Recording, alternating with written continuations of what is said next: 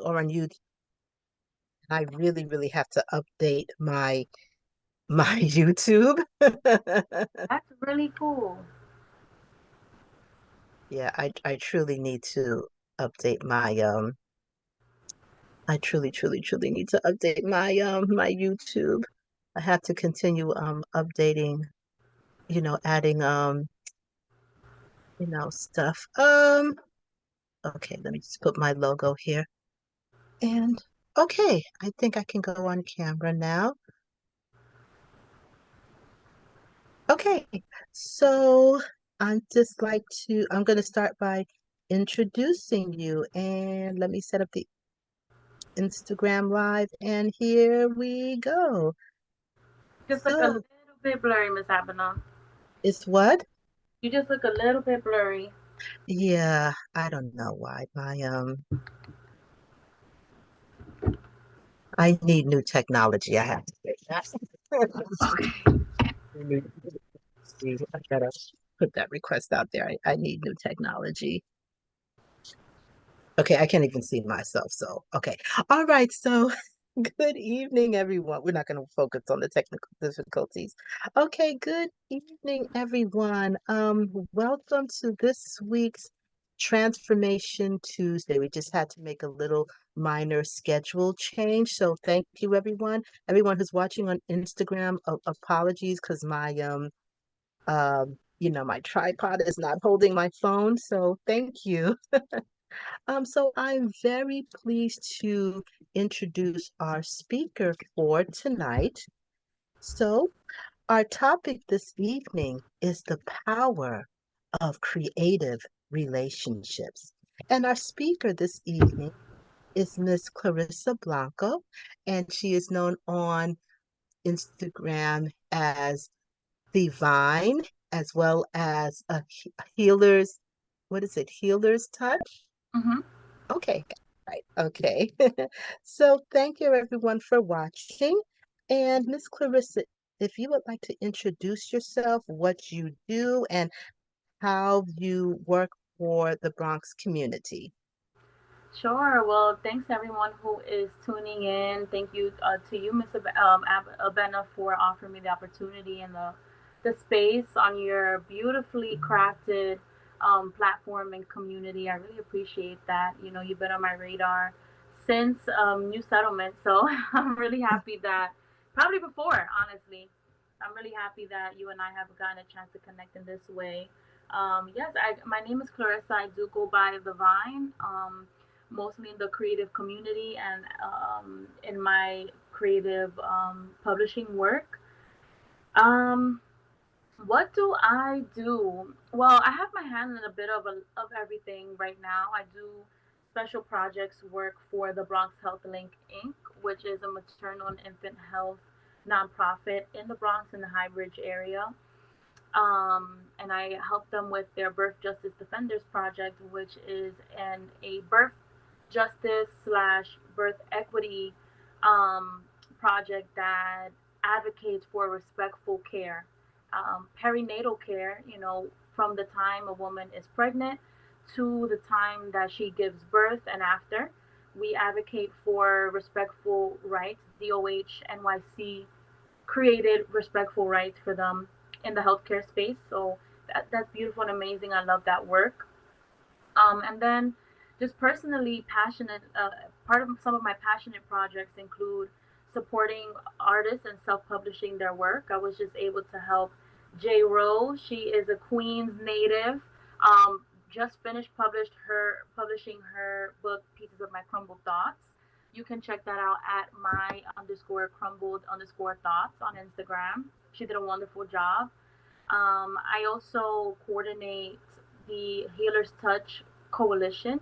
You know, that vision is very long term, and we hope for it to be something called the cooperative. But right now, we go on to the community and offer free holistic health services to community members in partnership with community based organizations.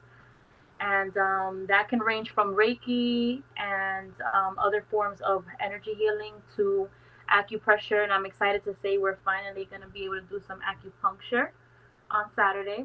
So I'm super excited about that. And alongside my publishing support that I offer to artists, I do consulting to nonprofits and small businesses and supporting them in further developing out their vision and offering tangible skills and tools in order for them to be able to do that alone. I believe that self efficacy is very important. I think that it increases confidence in people, it allows them to see themselves in a better light and to be further committed to their dreams. And so, a big goal of mine is to be able to offer skills building support to creatives and non creatives alike who have a vision and a goal, and to really help them get their vision and goal out there in a tangible way. And so that's through expressive intellect, and that's actually how I'm working with the Bronx Health Link Inc. now, and how I'm doing publishing work now. And yeah, that's a bit of me. I think I might have really spoken a lot on that one, but a little bit of what I do across the board. It doesn't sound like a little bit, but thank you. Thank you You. very much for that. And I liked how you started by saying that you're working with Bronx birth workers, because that's definitely a very important topic. And I love seeing how it's, being covered on social media, the importance of maternal rights, birth rights. That is something that women in the Bronx particularly need to know. So thank you for your work with doing that. Can you speak on your topic about creative relationships, like what that is and what it looks like? Yeah, so I first learned about creative relating when I was a little bit younger, trying to figure out how to show up in my romantic relationships. And I discovered the term creative relating, which is really, it was really coined to describe like um, open relating, relationships that are not necessarily monogamous, but might also come with different types of roles. And in doing some research there, I found that just bringing it out of romantic relationships and into maybe social, familial, platonic dynamics could be incredibly empowering for both people. And so the idea of creative relating is both of you, or there are more than two people, you really decide step by step, maybe even day by day in the beginning stages, how you're going to interact with each other. So I'll give you an example. um let's say there's somebody that, okay, I'm gonna try to make the example PG actually. Let's say there's someone who has a lot of fear around sharing their authentic, vulnerable feelings. Let's say it's jealousy. Someone that is in a dynamic that really appreciates relating creatively might come up with a solution that involves, um, the app on your phone where you can like, it's probably the notes app or something where you can like draw, or like in the messages where you can like draw a message to somebody. Someone in a creative dynamic might choose to maybe draw out their feelings and send it to the person, and then the person on the receiving side might choose to play a game back. Well, does this picture mean sad, or does it mean upset, or does it mean lonely, and interact in that creative way, right? Like I'm bringing it kind of like really small, not small, but I'm bringing it really like surface level. But that's kind of like the idea. You might even consider like mothers with their children. Reading creatively to a child might look like making their bedtime routine a game, or in the classroom, relating creatively to your students might look like, instead of a formal written exam, asking them to answer their questions in a song. So it's really bringing out the an aspect of play, making relationships a little bit more playful, and centering joy and creativity, which I believe in turn can really help somebody to truly understand themselves a lot better. Because in our communities, trauma really impacts how we show up, and not only how we show up for other people, but how we show up within ourselves. And so, like, centering some type of creative form in your relationships can really mitigate some of the maybe harm or negativity involved with sharing your feelings in a way that you don't know will be received okay, if that makes sense.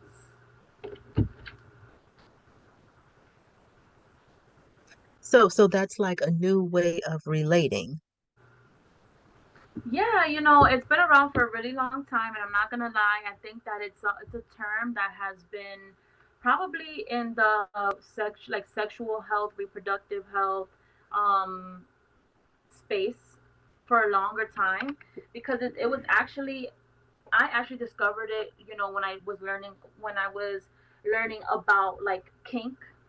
People talk about being a submissive or being a dom. That's really where I learned about creative relating and setting up dynamics, setting up like a structure in your relationship that allows for both of you to create how you're going to interact with each other. So I would say it's not new in that space, but definitely how I use it in my work, because it is a center, like a guiding principle in my brand expressive intellect. How I use it in my work is like I'm gonna do everything that I can to approach problems, barriers, misunderstandings from a creative perspective. Whether that means I'm finding a different way to approach it, or trying many different ways to approach an issue with a client or a community member. Um, Maybe like how I might show up for them. Am I going to text them instead of giving them a call because they never answer my calls, and but I notice that they text, or am I gonna get upset that they're not answering my calls and just ignore them and not make them a part of what I'm doing? Or um, let's say they're a person with a learning disability. I have worked with a poet who has a learning disability, and in order to capture that energy, we made his book a comic book theme. Not that like people with learning disabilities have like are like funny, or like or that they're like we should make them like comic book figures, but it was a super simple way to put forth his artistry in a way that he could actually add to, and that he could take the lead on creating, because he was familiar with comic books. um so yeah, it's something that I really try to hone in on when I'm developing my relationships, making sure that I'm able to bring some type of creative element to what we're doing and how we're doing it.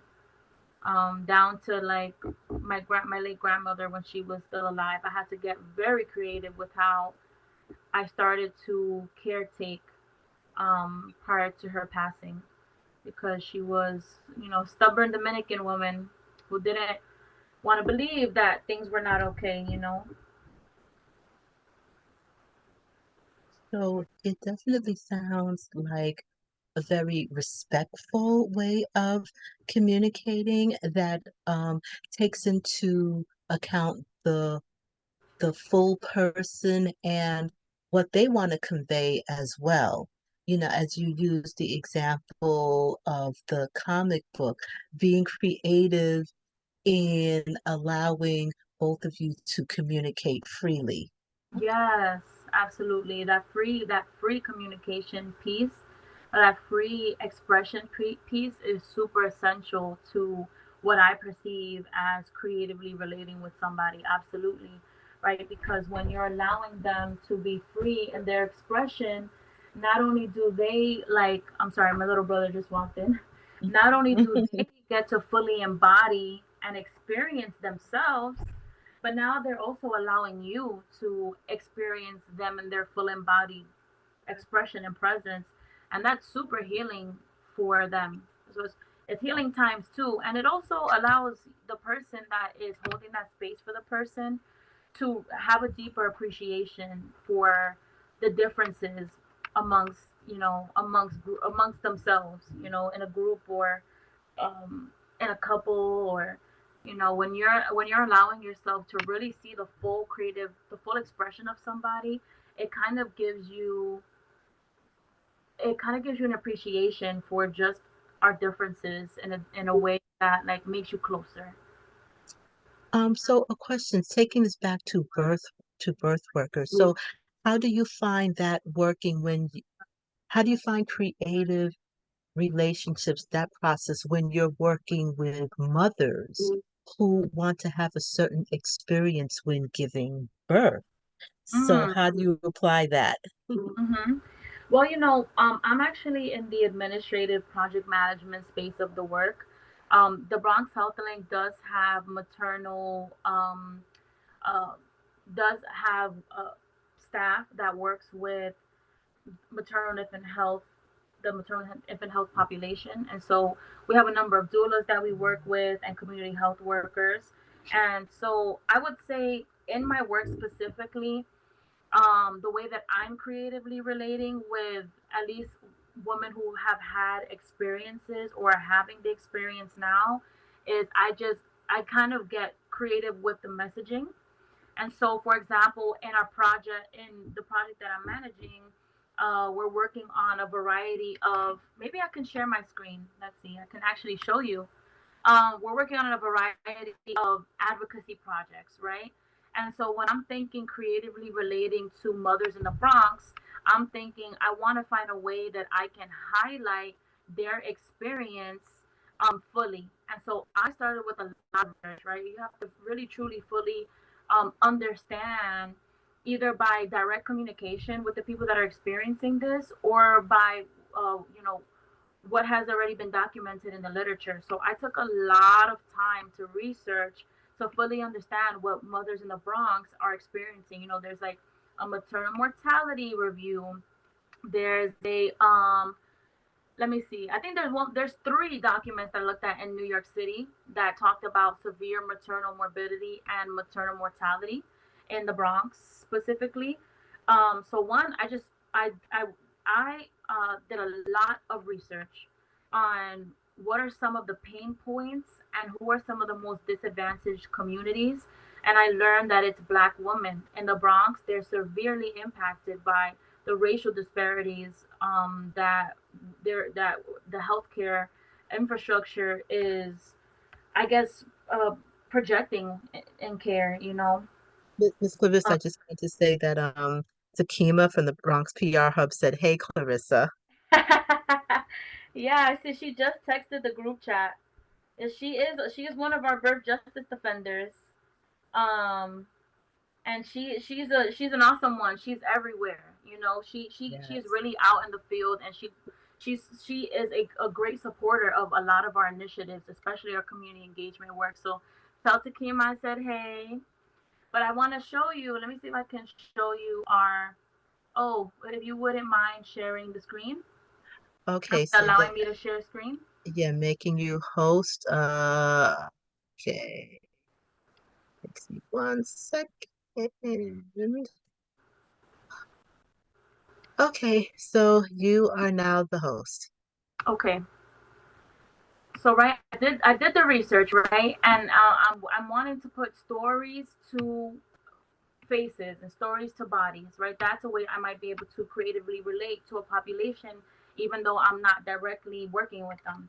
So we came up with, let's see, allow to share screen. Oh, let me know if you see this. We came up with the Bronx Birth Stories Project. Oh, cool. And so this project, what we want to do is we want to get 10 to 12 mothers to share their birth stories, and essentially create a digital media campaign that not only highlights their stories, good and bad, their experiences, good and bad, but that also offers an inside look at who they are, right? Kind of putting a humanistic approach and energy to these people that are being severely impacted in our hospital systems, major in the hospital system, because that's where they're giving birth, right? But we have to understand too that from a perinatal care experience, right from when they're pregnant, a lot of our Black and brown mothers are not receiving adequate health care, whether their complaints are being ignored, or they're experiencing something called obstetrical violence, where the nurses and the doctors are being way too aggressive with them when they are either giving them a C-section or trying to help them get the baby out. We've heard time and time again about how their birth plans are not necessarily respected and uplifted, and mothers are being forced into a C-sections when they prior to that wanted a natural birth. And those kind of decisions are not shared decisions that they're making with their doctor. They're kind of imposed on them, but two, in a lot of cases, they're costing them their lives. So a way that I might be creatively relating with this population, Black and brown women of reproductive age, is finding ways to creatively offer this information and this data to the greater public, but also uplifting their voices. And so with the Bronx Birth Stories Project, we really want to be able to capture their stories and put it together in a way that disseminates the facts, the statistics, and puts their faces and their lives in combination with that. And we're hoping to build partners so that this media kit that we're hoping to create from the Birth Stories Project, so that it's everywhere. We want to partner with the health centers and the birthing centers and the community-based orgs, the smaller coalitions and collectives, to blast this. We want to blast it on Instagram and Twitter and Facebook and LinkedIn, and after that, we want to have people in hospitals, we want to have them commit to more implicit bias training, because we have to realize that a lot of the ways our Black and brown mothers are being treated in these hospitals is due to implicit bias. It might not be that the the hospital staff is purposely trying to hurt our women, but we have to also realize that cultural factors and misunderstandings, and not understandings, are really impacting birth outcomes and maternal health outcomes. So this is a way that I decided I might be able to creatively impact the birth justice space, right? Literally creating something that is beautiful, that uplifts stories, that highlights facts and figures, and that can capture the attention of decision makers. So that's one way that I'm finding that it's possible to creatively support. I don't know if you're okay. I stopped sharing now. Yeah. So, what are some, I would say, what are like, say, three things that you have learned by doing this work with um birth practitioners? What are three things that have like maybe changed your perspective on birth work? hmm I've learned that um, community health workers, doulas specifically, um, even though they're accepted into the birthing space, into hospitals and such, they are not treated well. Majority of the time, unless they're in, maybe unless they've been able to create and cultivate a relationship that is healthy with the hospital. So I've learned that one, they're not 100% respected and supported, and I've learned that after that too, because of that, they are at more risk of experiencing harm to themselves and experiencing harm to the mothers that they're hoping to support and not being able to do anything about it, which is very traumatic for them and for the people they're supporting. And which for sure is going to be making it hard for them to continue the very good work that they have committed themselves to, in a way that doesn't allow that like doesn't offer too much legal constraint. Because I've also learned that like when you're choosing to have a home birth not in a hospital, there's a lot of loopholes and a lot of issues that may come from that. And they make it like legally, I guess they make it very hard for women to have birth at to give birth at home, even though a lot of people do, and it's not illegal to do that. And then the third thing I've learned is that having a team, a doula, a midwife, and a doctor, especially if everyone works well together and respects each other, can lead to better maternal health outcomes and birthing outcomes. But that, like I was saying earlier, it is really hard to develop respectful relationships with clinical staff. And that's not to say that our clinicians are bad or that they're doing anything wrong. I'd like to say that hospitals are they're very overwhelmed. you know there's probably for sure not enough people on these floors, and I'm not sure how exposed they are and how much they understand and know about the populations that they're serving. And so, I mean, through the BJD project, we are also working on a community hospital birth equity working group where we're trying to cultivate better relationships between hospital staff and community workers and community members. That's an initiative that was proposed by the DOH, specifically the Maternal Health Quality Improvement Network. And I think that that's a powerful way to move. But it is that we are experiencing a lot of resistance from doulas, and midwives who already have the lived experience that it is very hard to communicate with hospital staff, specifically clinicians. And then on the clinician side, it is hard to get them involved. So I know you asked for three, but those were like the top. I want to say 4 or 5 things that I've learned so far.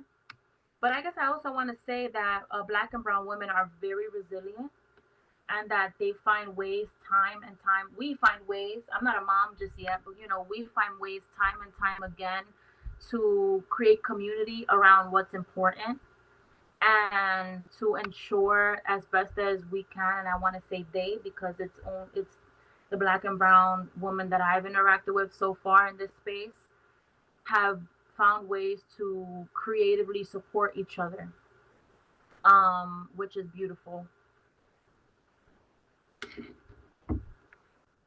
Thank you for that. Wow, this has totally went into another direction, but I guess that's where it needed to go.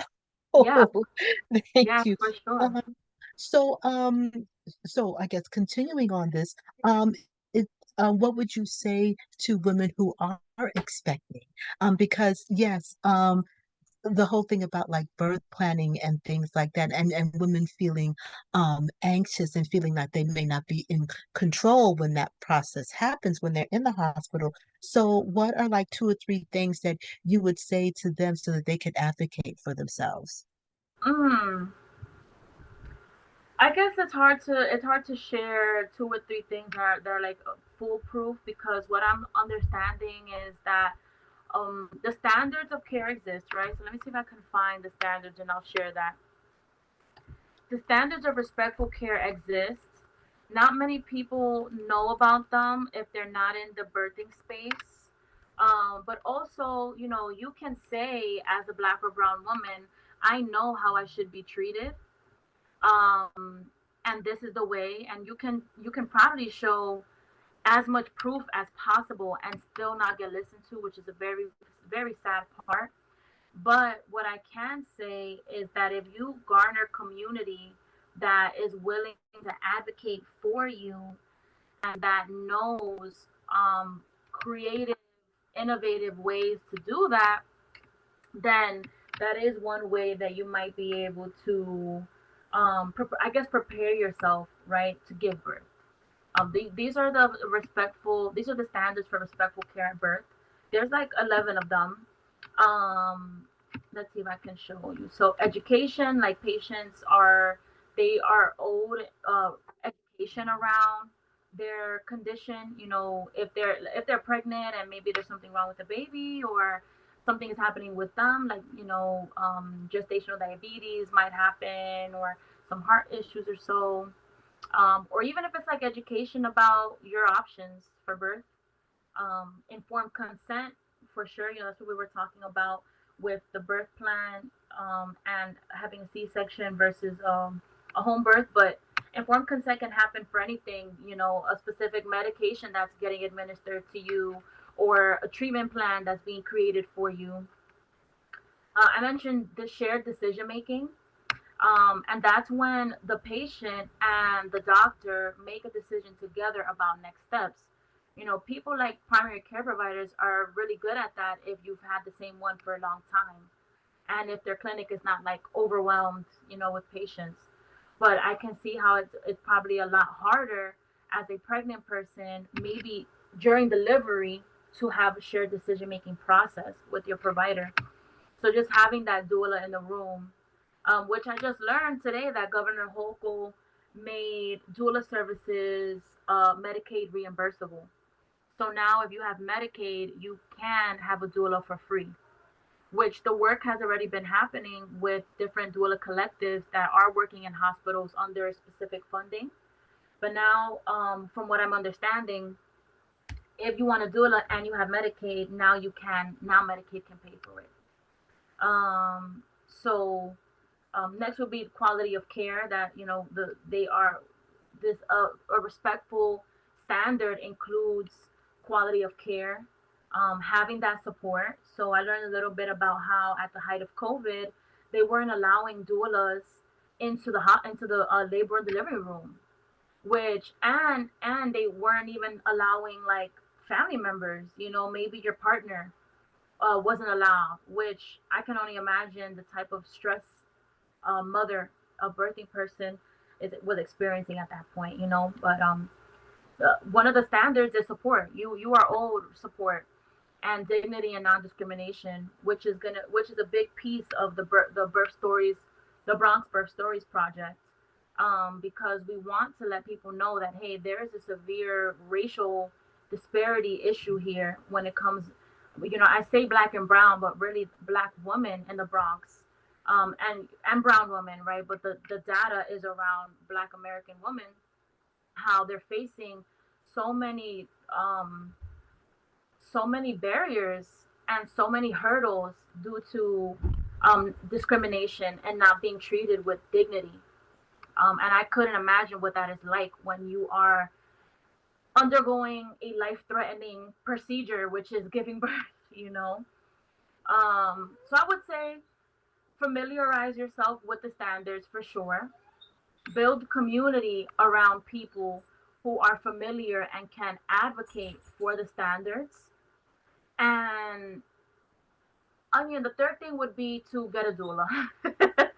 100%. You know, these doulas, what I'm learning is that they are carrying they're carrying the work, the birth justice work, because not only are they side by your side through pregnancy, but they're also teaching you, they're holding emotional space for you, they're advocating for you at doctor's appointments and in delivery rooms.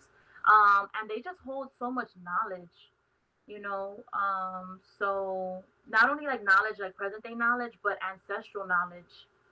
And yeah, I think that's beautiful.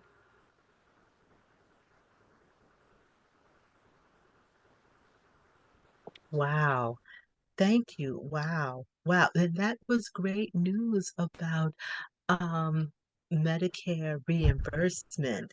That is that is awesome. I remember there was a time when I was looking for midwives in the Bronx, and um I just found one, and then it's like, but I didn't have that particular insurance. And it was like, but we're talking about birth? Why is it all this, why is it wrapped up in all this like insurance stuff? Like, I'm just trying to give birth naturally. So that's really, really great news. Mhm. I'm really, really happy to hear that. Yeah, Morris Heights Health Center. They actually got. I learned today at the same time that Morris Heights Health Center got $8 million in funding to create a birthing center there, which is great. I always thought there was a birthing center right at the top of the hill because On that's Burnside, right? yeah. I always thought Yeah. that. So that's where my stepmom gave birth. But yeah, I guess apparently now they're maybe that's Miriam. No, that's not. Miriam Center is a new one in the Northeast Bronx. I think by you probably. But yeah, Morris Heights now got 8 million in funding to develop out a birthing center, which I think is going to be really phenomenal. I'm very close to a woman who is one of the practitioners with the Healer's Touch. Her name is Stacy. She gave birth in a birthing center, and she was doing breathing exercises and acupuncture while she was giving birth. Getting massaged, and I wonder what type of impact that will have on our communities with it now being more accessible, at least to have a doula. I don't know about the midwife part of it 100%. But just even having that partner in care, I think, is amazing. Yeah, partner in care. Yeah, that's an excellent way to put it. Yeah, I like that phrasing, partner in care. So, I know you said you have about 10 more minutes. So, what else would you like? Well, before that, like, do you have a website? How can people find you? What are some things that you do to, like maybe like instruct people? Mm-hmm. We do have a website. It's still getting built. Let me try. Let me share my screen again. It's still getting built out. I thankfully will be able to work with an intern from Fordham, which I'm really excited about, to support me and further building out the site. But we do have a site. It's expressiveintellect.com. Um, some ways that I support or teach. I am a recovery coach and a recovery peer advocate, but I really haven't done that work in a little while. But I am trained in, let me see, sorry.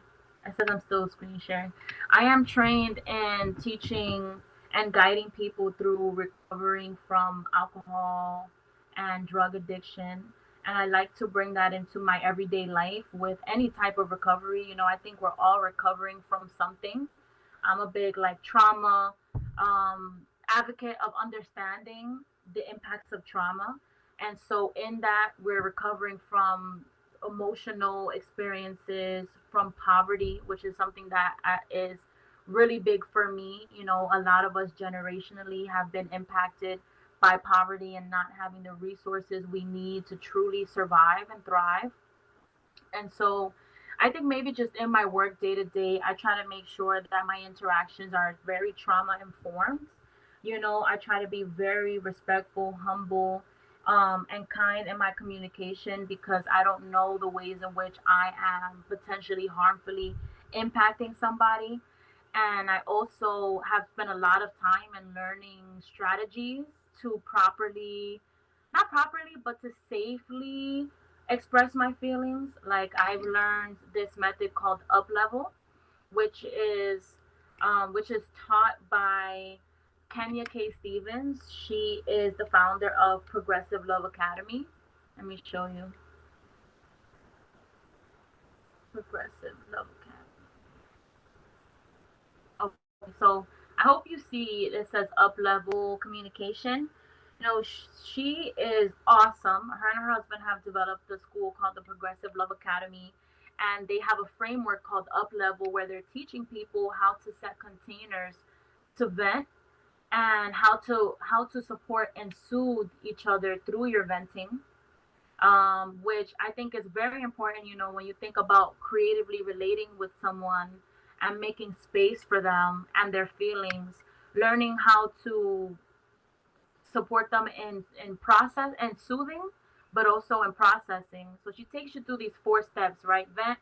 After you vent and you get soothed, you're able to, because you're feeling better. Now you're able to start processing your feelings, and then you can start taking some ownership over them and displaying gratitude. It doesn't happen all at once.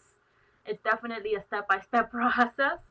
But similar to this kind of similar to how I applied myself to learning up level, I try to just be like a student of life. Um, oh, I don't think I was sharing my screen, so you couldn't see it. But I'm gonna. No, I couldn't see Okay, it. let me show you again. Let me see. I'm gonna press share this window. Oh, here's up. Do you see it now? Yes, yes. Perfect. So this is Kenya K. Stevens and her husband. He goes by two, Carl or Sekou Stevens. They both created the Progressive Love Academy, and I went through her course, her up level communication course, which is when I remember to use it, right? Because oftentimes I'm internalizing my feelings, especially if I'm really busy.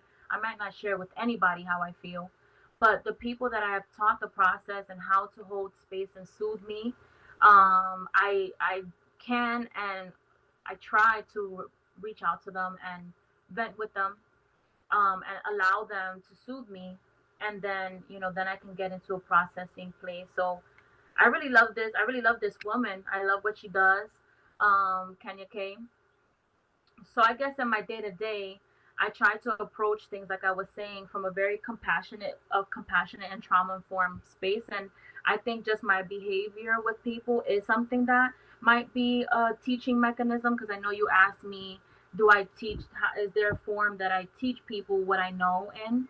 Um, I do try to mentor. So we do have an intern at the Bronx Health Link that I have kind of brought under my wing, and now I have an intern with Expressive Intellect. But something that's on my heart is creating like a workshop to teach people how to self-publish, because it's a relatively easy process, but it's something that is gonna have to be broken down step by step, and that's how I work with my clients when I support them. And so I really would love to maybe roll out a workshop that teaches people the step by step process of how to publish your work, from just the raw manuscript down to the published work is something that I think I really want to do. And then I support other businesses that are doing creative work. Like I'm on the Uptown Melody team. Let me show you their page.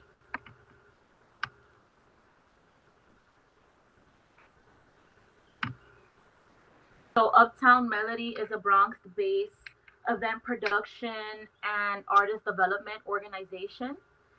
This is Ayana. She's the founder of it.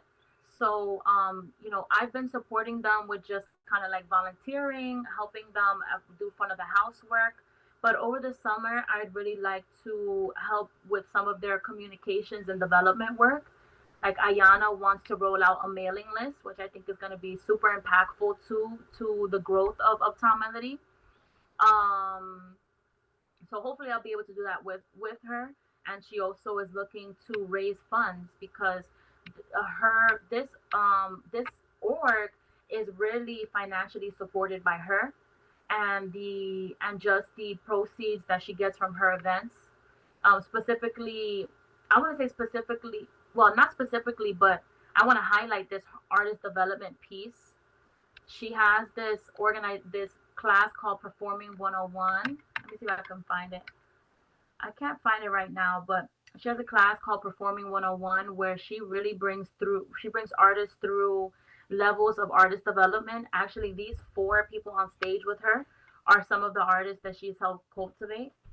So just being able to lend some of my skills to people like her and organizations like her is where my heart is. She wants to learn ways to raise money, and I'm a money raising girl, through my community engagement efforts. And so, yeah, I guess maybe one on one, I'm doing a lot of teaching and supporting and mentoring as I can. I've just graduated with my master's in June, so I have some more time on my hands to really give back, and really like pour into some of my passion projects. Um, So hopefully, hopefully with the Healer's Touch, we'll also be able to bring some mental health coaching out. I just spoke to a friend of mine today, Darilyn, who has done a lot of community health work. She's what you might consider a senior, but she is so active in the community space, and she is a mental health coach. And so, maybe we'll be able to provide some sort of coaching through a partnership with her, with the Healer's Touch.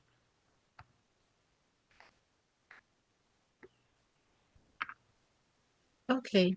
Thank you for sharing. I always have an issue with the mute button. Thank No you. worries.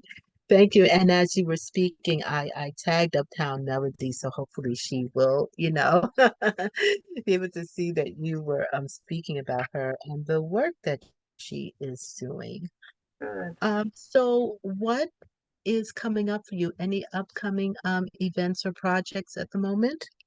Yes, ma'am. A Healer's Touch will be at New Settlement Community Center June 15th, participating in their the Juneteenth block party, which I had the lovely opportunity to coordinate last year. So it's a full circle moment for me to come back and provide services with the people, the practitioners, as part of a Healer's Touch. We'll also be at Starlight Park that day at a Father's Day event that's coordinated by Senator Sepulveda's office.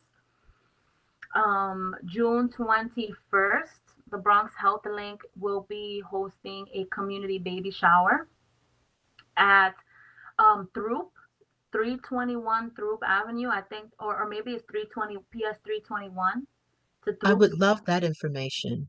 Yes, Wow. ma'am. I'll send it over to you on Instagram. Okay. That's June 21st. It's a Friday from 12 to 3. And then June 22nd, we will be starting the preliminary recording of the Bronx Birth Stories project. Hopefully, it's the only recording we'll need because it does take quite a bit of coordinating. And that's in collaboration with Albert Einstein College of Medicine and Monty. And we are looking for people to support with that, specifically makeup artists to, doll the mothers up, and anybody with video production experience slash maybe social media experience who would like to contribute to the media kit that'll come out of that project. And that's June 22nd. Okay, thank you. Yeah, I'd heard about the June 15th event, but I committed to something else. That day was a bit of a kind of rush decision, but I committed to something else that day. I haven't learned to be in three places at once yet. No worries. We'll have many, many opportunities to connect and collaborate, Miss Ben. I think that you're just so skilled and so versatile, and I think that I'm like really excited to be able to keep collaborating with you in any way we can. Oh, definitely. We'll make it happen. Absolutely. Because I see you've done some things in Yonkers, and that's just kind of up the road from me. So, Yeah. I don't know if you're by Bronx Collab Space, but one of the doulas on our birth equity working group and in our BJD project, she actually works out of the Bronx Collab Space. She does gardening there, and she's an SMC doula. Her name is Diamond. So maybe you can check them out if you're up in the Northeast Bronx, which I yeah. think might be because you tagged the space that I'm super interested in learning about the Life Spring Rejuvenation Center or something. Oh, yes, yes, I'm very familiar with the collab. And I believe I met Miss Diamond. I believe she came to our Room Chat event last year. And yeah, I'm definitely familiar with the collab and Tanisha and love, love, love what she's doing. And Life Spring, that's a wellness center on 225th between Bronxwood and Paulding. So I could definitely connect you with them. It's like they do have space available for practitioners as well. Beautiful. Uh, yeah. So I think I've taken 3 minutes extra of your time. But I definitely want to thank you because as you were speaking, I was tagging different people who I know would be very interested. I know someone who's actually training to be a doula right now. So I love what you said. I did want to actually do a Zoom featuring Bronx birth workers and talk about the state of maternal health in the Bronx. So I'll definitely connect with you offline about doing a Zoom specifically about that. Yes, please. I would love that. Okay, okay. So everyone, thank you for tuning into this week's Transformation Tuesday. You know, I have to make some shifts sometimes. So I guess maybe next week I'll be back to Thursdays, but just keep following me on social media. Miss Clarissa, thank you so very much. I'm gonna message you shortly so we can yeah, definitely discuss about doing something about discussing birth work in the Bronx. I really feel that's really something that's very, very important. And can you just give your Instagram information again so people can follow you on Instagram and on Facebook as well? Yes, so I'm on Instagram under Divine, Thevine, and the two brands or my two efforts are Expressive Intellect and A Healer's Touch NY. Those are both on Instagram also. And I can also just share my work cell. It's 929-690-5509. And anybody Okay. can just text me with how What they was that?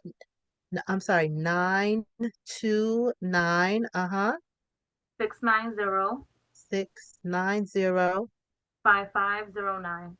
5509. Okay, great. I just put that in the Instagram and I'm going to put it on Facebook as well. Okay. Okay. All Thank right.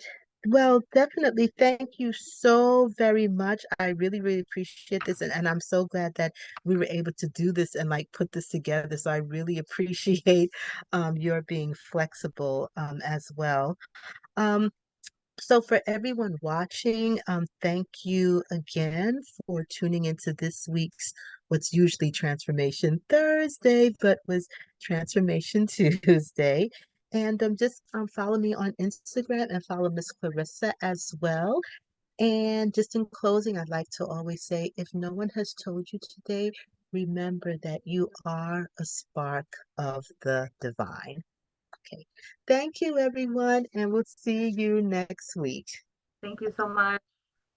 Bye. Yeah. Bye bye.